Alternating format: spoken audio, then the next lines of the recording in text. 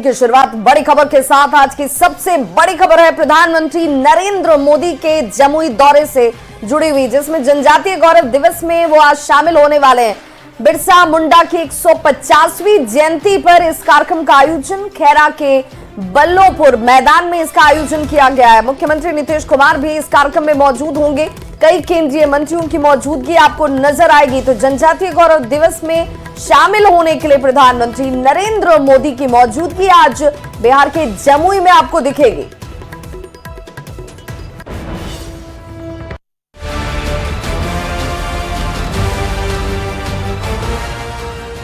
धरती आबा बिरसा मुंडा, जिन्होंने महज 25 साल की उम्र में अंग्रेजों के दांत खट्टे कर दिए, आखिरी सांस तक अंग्रेजों से लड़ते रहे, लेकिन आदिवासियों की आन बान और शान को कम नहीं होने दिया। बिरसा मुंडा ने अंग्रेजों को संथाल में घुसने नहीं दिया और संथाल के लिए अपनी जान दे दी। 15 नवंबर को बिरसा मुंडा की जयंती है। आदिवासी समाज को सम्मान देने के लिए मोदी सरकार ने 15 नवंबर यानी बिरसा मुंडा की जयंती को जनजातीय गौरव दिवस के रूप में घोषित कर दिया है। जनजातीय गौरव दिवस समारोह में शामिल होने खुद प्रधानमंत्री मोदी बिहार के जमुई आ रहे हैं। प्रधानमंत्री जी आएंगे और एक प्रदर्शन लगा हुआ है, उसको देखेंगे। उसमें आगे का क्या काम करना है और जो काम सक्सेस हो चुका है, ये सब के बारे में वो देखेंगे। फिर फाइनली जनजातीय गौरव दिवस का ऊपर में उनका उद्बोधन रहेगा। 3 दिन में ये पीएम मोदी का दूसरा बिहार दौरा है, जबकि तीसरी बार जमुई के बल्लोपुर गांव में पीएम मोदी की सभा होगी। जमुई की धरती से प्रधानमंत्री बिहार के लोगों को 6500 करोड़ रुपए के योजनाओं की सौगात देंगे। पीएम मोदी के जमुई दौरे को लेकर सियासी गलियारों में चर्चा काफी तेज है कि कहीं इन कार्यक्रमों के माध्यम से प्रधानमंत्री नरेंद्र मोदी 2025 में होने वाले बिहार विधानसभा चुनाव का टोन तो नहीं सेट कर रहे हैं। न्यूज़ 18 के लिए पटना से आनंद अमृतराज और जमुई से केसी कुंदन के साथ ब्यूरो रिपोर्ट। तो प्रधानमंत्री नरेंद्र मोदी आज जनजातीय गौरव दिवस समारोह में जमुई पहुंचने वाले हैं। भगवान बिरसा मुंडा की जयंती पर पीएम मोदी कई परियोजनाओं का उद्घाटन और शिलान्यास भी करेंगे। पीएम मोदी बिहार को 6640 करोड़ का तोहफा देने वाले हैं। पीएम कई परियोजनाओं का उद्घाटन और शिलान्यास करते हुए आपको दिखेंगे। पीएम जनमन के तहत 11,000 घरों में गृह प्रवेश होगा और इसके साथ ही 23 मोबाइल मेडिकल यूनिट का शुभारंभ, 30 अतिरिक्त MMU का शुभारंभ, 10 एकलव्य मॉडल आवासीय स्कूल का उद्घाटन और 300 वन धन विकास केंद्र का उद्घाटन करते दिखेंगे प्रधानमंत्री नरेंद्र मोदी। 2 जनजातीय स्वतंत्रता सेनानी संग्रहालय के साथ ही 2 जनजातीय अनुसंधान संस्थान का उद्घाटन भी होने वाला है। 500 किलोमीटर नई सड़क के शिलान्यास के साथ ही 100 बहुउद्देशीय केंद्र, 1,41,000 नए घर और इसके साथ 370 छात्रावास का शिलान्यास भी आज के इस बड़े दिन पर प्रधानमंत्री नरेंद्र मोदी के द्वारा किया जाएगा। जमुई में आज होने वाली प्रधानमंत्री नरेंद्र मोदी की सभा को लेकर के डिप्टी सीएम विजय सिन्हा ने ये कहा है कि प्रधानमंत्री मोदी देश में विकास और विरासत को सम्मान देने जमुई के पावन धरती पर आ रहे हैं। डिप्टी सीएम ने सभी लोगों से विकसित बिहार के लिए एकजुट होने की अपील की। डिप्टी सीएम ने लोगों से इस ऐतिहासिक क्षण का गवाह बनने को भी कहा। बनाने के लिए एकजुटता के साथ लाखों की संख्या में आप पधारें। आपसे निवेदन है कि ये ऐतिहासिक क्षण के आप गवाह नहीं भागीदार बने। सभी ज्यादा से ज्यादा संख्या में आकर के विकसित बिहार और बिहारी शब्द को सम्मान देने के लिए, देश को यहाँ से एक पहचान देने के लिए प्रधानमंत्री जी का संबोधन को सुने। तो बिरसा मुंडा की 150वीं जयंती पर जमुई के बल्लोपुर मैदान में आयोजित होने वाले जनजातीय गौरव दिवस समारोह में शामिल होने के लिए केंद्रीय मंत्री चिराग पासवान जमुई में पहुंचे हुए हैं। जनजातीय गौरव दिवस समारोह में प्रधानमंत्री नरेंद्र मोदी भी शामिल होने वाले हैं और चिराग पासवान ने आयोजन की तैयारी का जायजा लिया है।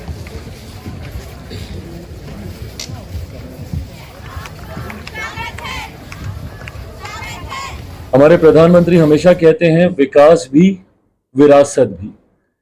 जहां जनजातीय समाज अपने मूल स्वरूप में रहते हुए मुख्य धारा के साथ जुड़े। कतई सरकार की ये सोच नहीं है कि किसी भी तरीके से उनके मूल स्वरूप में उनका रहन सहन, बोलचाल, वेशभूषा, किसी भी तरीके का कोई भी बदलाव आए। और इसी बीच बड़ी खबर पटना से आ रही है, जहां पर आसरा गृह कांड में बड़ी कार्रवाई हुई है। समाज कल्याण विभाग का एक्शन जारी है। आसरा गृह की प्रभारी अधीक्षक निलंबित कर दिए गए हैं। काम में लापरवाही के आरोप में निलंबित किए गए हैं। काम करने वाले 12 और लोग पर एक्शन जारी है। लापरवाही के आरोप में 12 लोग हटाए गए। सभी पर कार्रवाई शुरू हो गई है। खाद्य सामग्री की आपूर्ति करने वाले दीपू इंटरप्राइजेज ब्लैक लिस्ट कर दिए गए हैं। तो इस वक्त की आपको बड़ी खबर बता रहे हैं आसरा गृहकांड को लेकर के, जहां 3 लड़कियों की मौत हो गई है और कई ऐसी छात्रा हैं जो फिलहाल अस्पताल में भर्ती हैं, जिनका इलाज जारी है। और इसे ही लेकर के समाज कल्याण विभाग का एक्शन अब तेज है। आसरा गृहकांड के प्रभारी अधीक्षक निलंबित कर दिए गए हैं। काम में लापरवाही को लेकर के ये निलंबित किए गए हैं और काम करने वाले 12 और भी लोगों पर एक्शन जारी है। तो वहीं बड़ी खबर पटना से, जहां आसरा गृह की बच्चियों की मौत के मामले में आई जांच रिपोर्ट, जिसे डीएम चंद्रशेखर सिंह को सौंपा गया है। रिपोर्ट में खाद्य पदार्थ सामग्री में गड़बड़ी का खुलासा हुआ है। धनिया पाउडर और हल्दी पाउडर में गड़बड़ी पाई गई। मसाले में जहरीला पदार्थ पाया गया। जिला दिव्यांगजन के सहायक निदेशक ने एफआईआर दर्ज करवाई है। बाकरगंज के मेसर्स श्री दीपू इंटरप्राइजेस के प्रोपराइटर के खिलाफ ये एफआईआर दर्ज हुई है। शास्त्रीनगर थाने की पुलिस अब कार्रवाई में इस वक्त जुट चुकी है। आसरा होम के 13 बच्चियों के बीमार होने के बाद से 3 बच्चियों की मौत का हो जाना गंभीर सवालों को जन्म दे देता है। और इस खबर पर ज्यादा जानकारी के साथ न्यूज 18 संवाददाता संजय हमारे साथ पटना से सीधे जुड़ रहे हैं। संजय, इस कार्रवाई की पहले से भी आशंका और अंदेशा कह लें जाहिर की जा रही थी, क्योंकि 3 बच्चियों की मौत हुई, लेकिन अब जिस तरीके से खाद्य सामग्री में गड़बड़ी की बात सामने आ रही है, यह गंभीर चिंता का विषय। तमाम जगहों पर इसकी जांच अब शुरू होगी शायद। देखिए, बिल्कुल विभाग, सबसे बड़ी बात है कि समाज कल्याण विभाग ने जो अधीक्षिका हैं उनको निलंबित कर दिया। 12 लोग अपने पद से हटा दिए गए। जो खाद्य सामग्री की आपूर्ति करने वाली एजेंसी है दीपू इंटरप्राइजेज, उसको भी ब्लैक लिस्टेड कर दिया समाज कल्याण विभाग ने। समाज कल्याण विभाग की अलग से टीम जांच कर रही थी, लेकिन जिला प्रशासन की टीम ने, जैसा कि न्यूज 18 ने बताया था, कि इस पूरे मामले में जो जांच रिपोर्ट है वो कल शाम तक मिल जाएगी। और आखिरकार जांच रिपोर्ट आ गई और उसके बाद जो दीपू इंटरप्राइजेज है बाकरगंज की, जो खाद्य सामग्री की आपूर्ति करती थी इस आश्रय गृह में, उसके खिलाफ शास्त्रीनगर थाने में जो पटना जिला प्रशासन के सहायक निदेशक हैं दिव्यांगजन के, उन्होंने एफआईआर दर्ज करवाया है। इसके अलावा जो बाकी कार्रवाई है वो की जाएगी। तो निश्चित तौर पर अब कार्रवाई जो है वो शुरू हो गई, लेकिन सबसे बड़ी बात है कि समाज कल्याण विभाग क्या अपनी जिम्मेवारियों से बच सकता है। एक बड़ा संजय, चूंकि कहा जा रहा है कि खाद्य सामग्री में जहरीला पदार्थ था, लेकिन क्या इसकी जानकारी मिल पाई है कि किस तरीके का पदार्थ मिला हुआ था? जी बिल्कुल, देखिए सारी चीजें आ गई हैं। धनिया पाउडर, हल्दी पाउडर जो यूज किया जा रहा था, उसमें मनुष्य के लिए रिस्ट्रिक्टेड जो मटेरियल था उसका मिश्रण उसमें मिला है। तो कहीं ना कहीं वो चीज जो है वो कई सवाल खड़े करता है। तो तमाम तरह की जो विसंगतियां थी अब खुलकर सामने आ गई हैं और यही कारण है कि अब कार्रवाई जो है वो शुरू हो गई है। विभाग, बहुत बहुत शुक्रिया संजय तमाम जानकारी के लिए। और सक्षमता पास शिक्षकों को अब नियुक्ति पत्र मिलेगा। 20 नवंबर को नियुक्ति पत्र दिया जाएगा। एसीएस एस सिद्धार्थ ने 31 अधिकारियों को जवाबदेही दी है इसकी, और सचिव से लेकर के निदेशक और उप निदेशक तक को जिला आवंटित किया गया है। जिलों से प्राप्त नियुक्ति पत्र की सूची को लेकर के संलग्न करेंगे और कल एसीएस की तैयारियों को लेकर के वीसी निरीक्षण भी करेंगे। आपको बता दें कि 20 नवंबर को पटना में मुख्य समारोह होना है। सीएम नीतीश कुमार लगभग 200 शिक्षकों को नियुक्ति पत्र देंगे और सभी जिलों में समारोह का आयोजन किया जाएगा।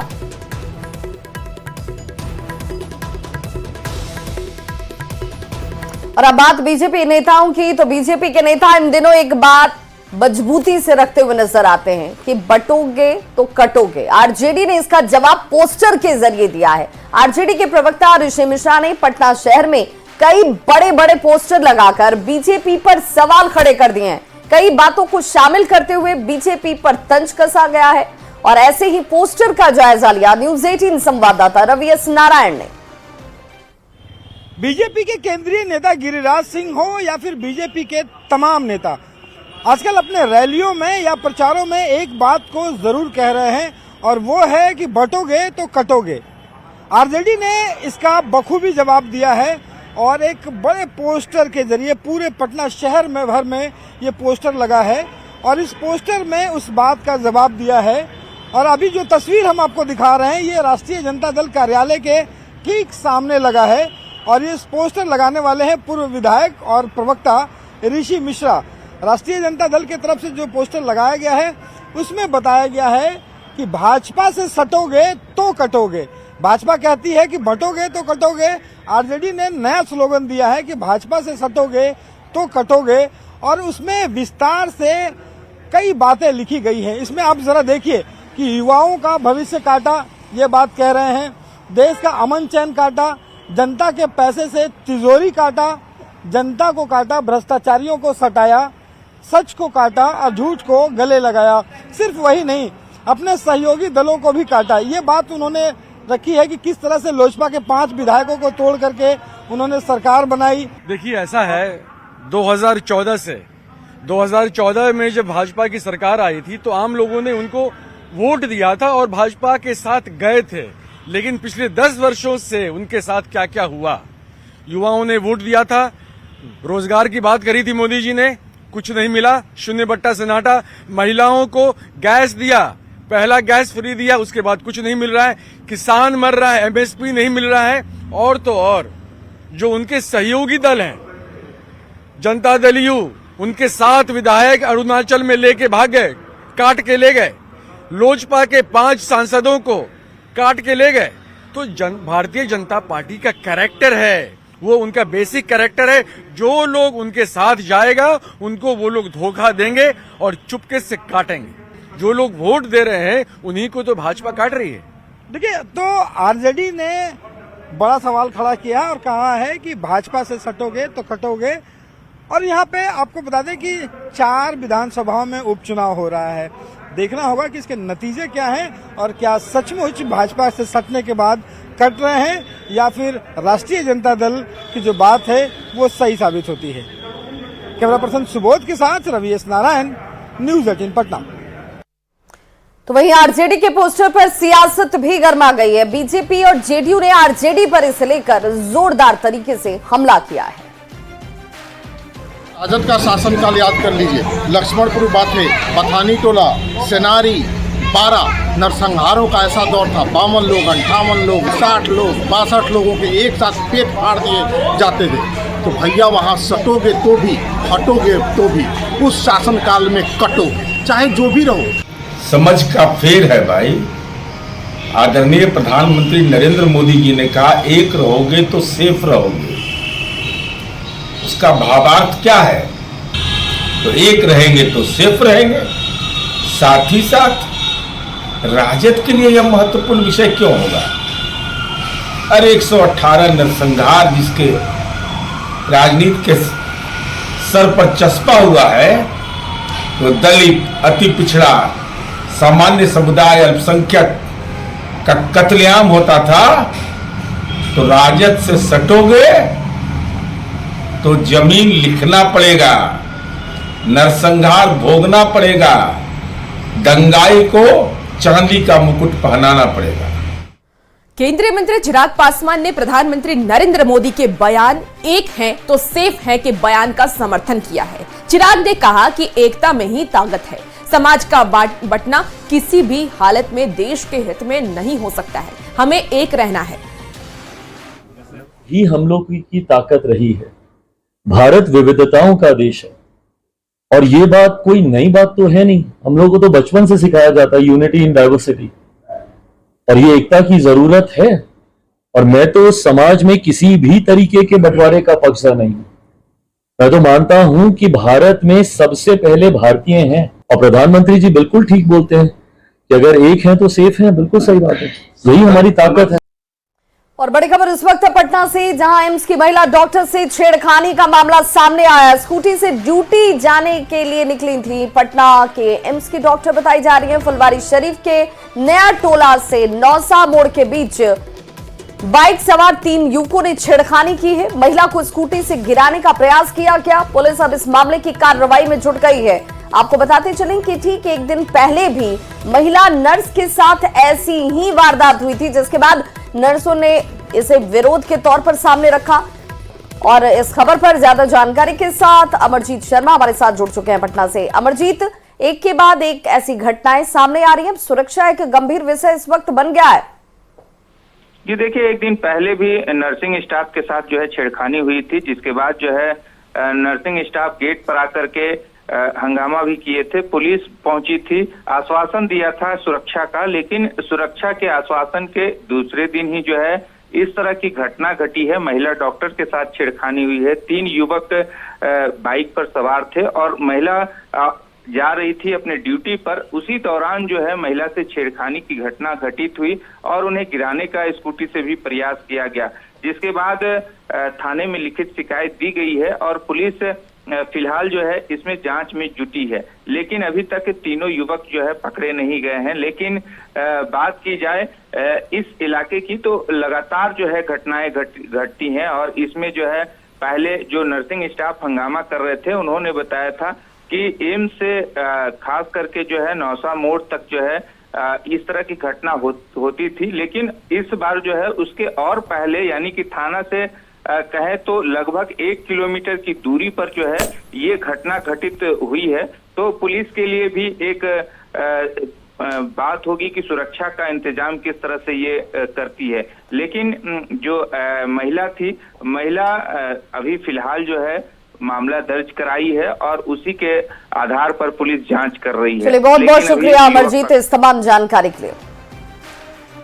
और इसी बीच बड़ी खबर बक्सर से आ रही है, जहां ईसाई मशीनरियों की ओर से धर्म परिवर्तन कराए जाने का मामला सामने आया है। धर्म परिवर्तन का वीडियो सामने आने के बाद हड़कंप मच गया। पूरे मामले को लेकर के बक्सर एसपी शुभम आर्य ने यह बताया कि मामला सिमरी थाने के नागपुरा गांव का है। वीडियो में देखा जा सकता है कि चर्च का एक पादरी कुछ महिलाओं को गंगा स्नान कर उनके सिंदूर को धुलवा रहा है। सिर पर हाथ लगाकर गंगा में डुबकी लगा रहा है। वीडियो के आधार पर सिमरी थाना पुलिस अभी सभी को थाने लेकर के पहुंची हुई है। हालांकि न्यूज़ 18 इस वायरल वीडियो की पुष्टि नहीं करता।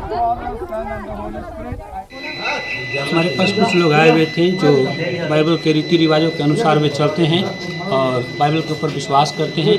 और बाइबल में हम लोग का एक निर्देश दिया गया है कि जो विश्वास करता है उसे पानी में डुबाकर बपतिस्मा दिया जाता है। तो लोगों ने बाइबल को पढ़ा, हम लोगों ने बाइबल की शिक्षा दी और लोगों ने कहा कि हमें विश्वास हो चुकी है और हम बाइबल के आधारित हम चलना चाहते हैं, तो मुझे बपतिस्मा दिया जाए। तो इसलिए हमने क्या किया, लोगों को ले जाकर बपतिस्मा दे रहे थे। तो तस्वीरें आप देख पा रहे होंगे और ये वायरल वीडियो जब सोशल मीडिया पे वायरल हुआ तो तमाम सवाल इस पे खड़े होने लगे। लेकिन इस वीडियो की पुष्टि हालांकि न्यूज़ 18 की तरफ से नहीं की जा रही है। पुलिस इस पूरे मामले को लेकर के जांच में जुटी हुई है। धर्म परिवर्तन का ये पूरा मामला सामने आया है, जिसका वीडियो अब सोशल मीडिया पे वायरल हो रहा है। बता दें आपको कि पादरी महिलाओं का धर्म परिवर्तन करा रहा है। ईसाई में महिलाओं को परिवर्तित कर रहा है, सुहागिन महिलाओं का सिंदूर हटवा रहा है। तस्वीरें भी आप सीधे तौर पर देख पा रहे हैं। सब अपन बतियाओ तो कोनो दिक्कत नहीं है, हमारे काम जारी है, सीधे साधे। तो बक्सर से ये तस्वीर आप देखिए, जहां धर्म परिवर्तन का मामला। और बक्सर के संवाददाता हमारे साथ इस वक्त फोन लाइन पर जुड़ चुके हैं, उनसे पूरे मामले की जानकारी लेंगे।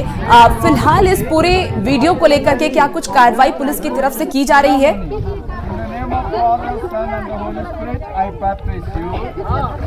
जो सामने आई तो जो लोग पहुंचे थे जिनका धर्म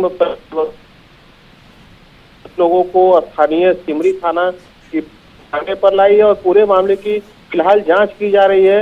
एसपी का कहना है कि जो लोग थाने लाए गए हैं वो लोग कह रहे हैं कि हम लोग स्वेच्छा से आए हैं, लेकिन बावजूद जो गांव वाले हैं, गांव वाले का कहना है, जो स्थानीय लोग हैं गांव कि यहाँ लगातार इस तरह की घटनाएं सामने आ रही थी और पुलिस को इस बात की सूचना दी गई, जिसके बाद पुलिस पूरे मामले की अब गंभीरता से जांच करी और खुद इस पूरे मामले की जांच बक्सर एसपी अपने स्तर से कर रहे हैं। जी पुष्प, क्या कुछ जानकारी मिल पा रही है जो महिलाओं का धन परिवर्तन किया जा रहा है, क्या उनसे कोई बातचीत हो पाई है, कब से वो इसमें संलिप्त हैं? इस मामले में बक्सर एसपी ने स्वयं महिलाओं से बात की, क्योंकि पूरा मामला उनके स्तर से जांच की जा रही है। तो एसपी का कहना है कि जो महिलाएं आई थी वे स्वेच्छा से आई थी। हालांकि कुछ मारपीट का मामला सामने आया, क्योंकि जो स्थानीय लोग हैं वो वहां पहुंचे हुए थे, तो झड़प की बात भी सामने आ रही है। इस मामले में बक्सर एसपी का ठीक है पुष्प, आप नजर बनाए रखिए, तमाम जानकारी आपसे लेंगे। बहुत शुक्रिया।